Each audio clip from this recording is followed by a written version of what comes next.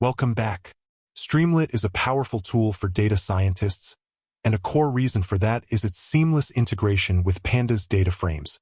In this lecture, we explore the primary ways Streamlit displays tabular data, differentiating between interactive and static table visualization. 1. Creating sample data. We first set up a Pandas data frame using number py to generate some random numbers. This data frame, df, represents the kind of structured, tabular data often analyzed in data science projects. We want to display this data in our Streamlit app.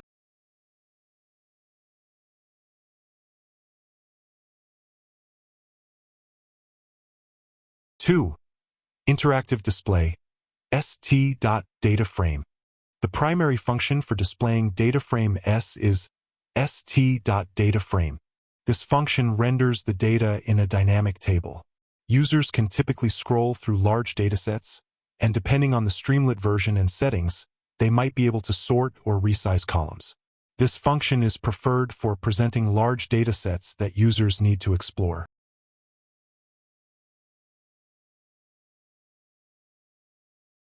3.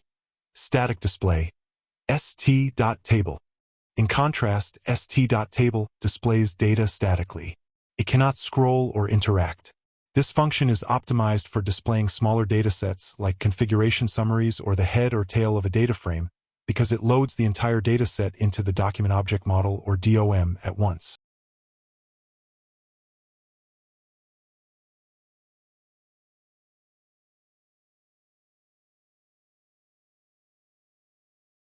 To summarize, choose DataFrame for big data exploration and Table for small, fixed displays.